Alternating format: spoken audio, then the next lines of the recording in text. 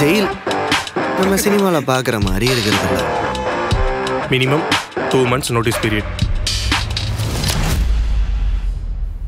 love